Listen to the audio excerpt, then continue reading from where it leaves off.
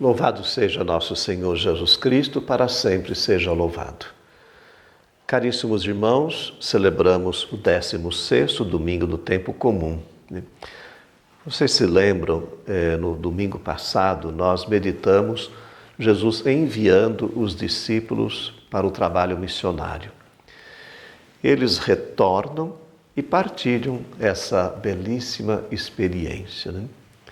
E olha só que cena importante nós vamos rezar nesse domingo. Jesus se apresenta como o pastor, que é capaz de nos acolher e de formar o seu povo. E o que Jesus propõe para os discípulos depois dessa partilha? Que eles se retirem para um lugar deserto, para descansar um pouco da missão.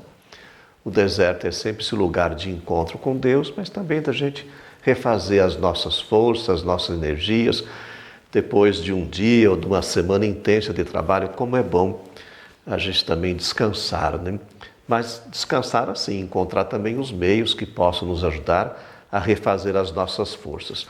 Foi isso que Jesus propôs aos discípulos.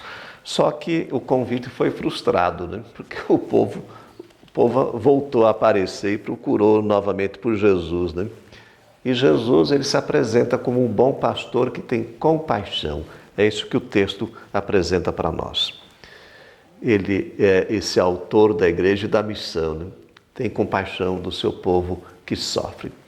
E nós continuamos lendo trechos da carta de São Paulo aos Efésios, e essa carta é a que mais trata da missão, da igreja, da constituição da igreja.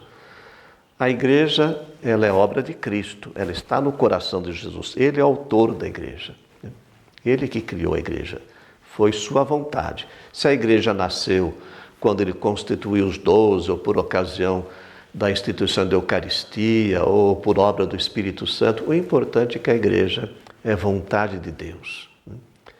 E ela não é uma vontade humana, É o Espírito Santo que conduz a igreja.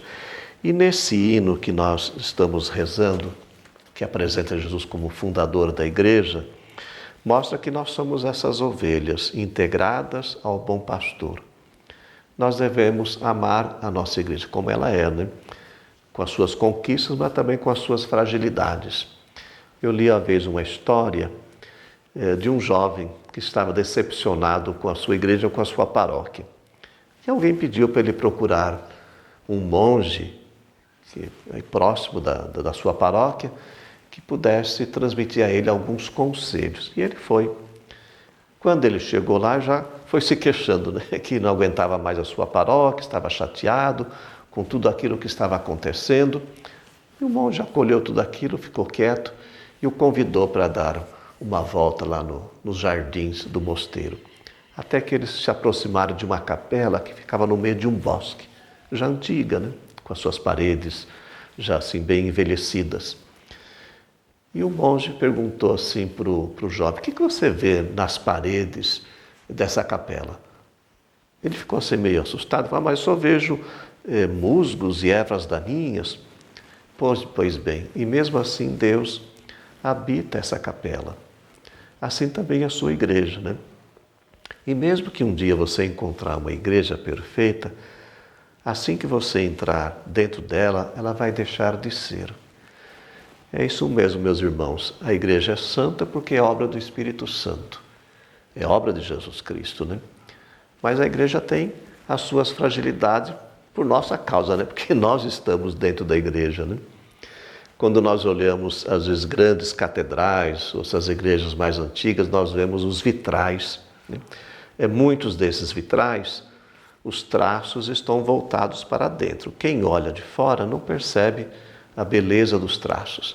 Para poder perceber, ele tem que entrar dentro da igreja, dentro da capela ou da catedral. Assim também a nossa igreja, para que nós possamos perceber a sua beleza, nós temos que entrar dentro dela, conhecer profundamente a igreja como nossa mãe que nos acolhe. Então toda a liturgia, ela traz esses acentos. Primeiro, a necessidade que nós temos de rezar, de oração, da gente se recolher. E que tal a gente se recolher dentro da igreja, Para depois a gente poder dar conta da nossa vida, das nossas atividades. e rezar pela igreja, e pedir que o Espírito Santo nos ajude a amar a igreja, né? Se ela tem, às vezes, as suas fragilidades, é porque nós, às vezes, somos responsáveis por isso. Eu li uma vez num livro um autor dizendo assim, nós falamos que a nossa mãe está com o rosto cheio de rugas, né? Mas somos nós mesmos que colocamos, né? Então, se eu pecar menos, a minha mãe igreja vai ter uma ruga também a menos, né? Então, rezemos pela santidade da igreja, mas também pela nossa santidade. E possamos sempre acolher essa nossa mãe que nos gera, que nos educa, que nos fortalece e nos alimenta na fé. Abençoe-vos o Deus Todo-Poderoso, Ele que é Pai, Filho e Espírito Santo. Amém.